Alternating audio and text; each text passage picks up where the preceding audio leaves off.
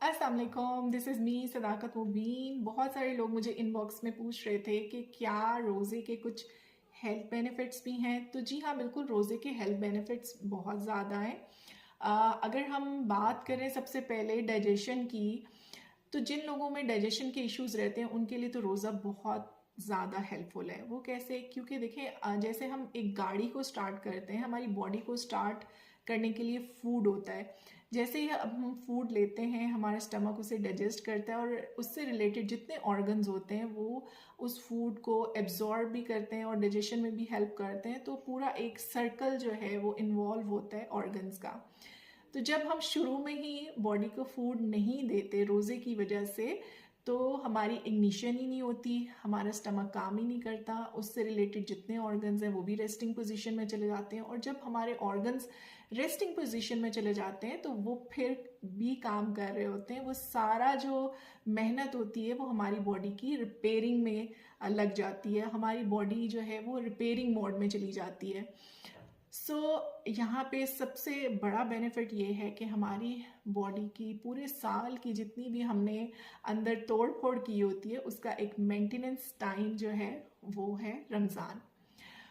Number second, जिन लोगों की diabetes control नहीं होती और उनकी शुगर जो है वो ब्लड में बहुत ज़्यादा जो है वो ग्लूकोज के लेवल हाई होते हैं, तो जब वो सर्टेन आवर्स के लिए ना कुछ खाते हैं ना पीते हैं, तो क्या होता है कि उनकी जो शुगर का लेवल होता है वो डिक्रीज़ होना शुरू हो जाता है और उनकी जो बॉडी है वो इंसुलिन सेंसिटिव हो जाती है।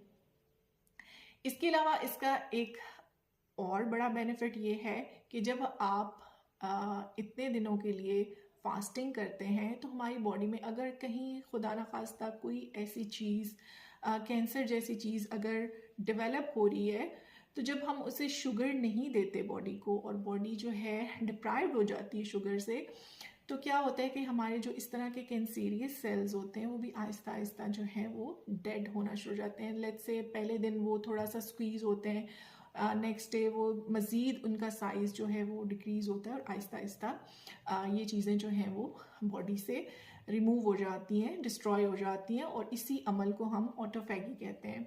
मेरे बहुत सारे पेशेंट्स हैं जिनमें फाइब्रॉइड्स होते हैं या पीसीओएस होते हैं, तो जब हम उन्हें रिस्ट्रिक्टेड डाइट्स देते हैं, स्पेशली जिनमें शुगर्स नहीं होती या वो लॉन्ग आवर्स के लिए हम उन्हें ऐसी डाइट देते हैं, तो वो सारी चीज़ें जो हैं जो नेगेटिव इम्पैक्ट क्रिएट कर रही होती हैं बॉडी में, वो आहिस्ता आहिस्ता जो है वो डिस्ट्रॉय हो जाती हैं।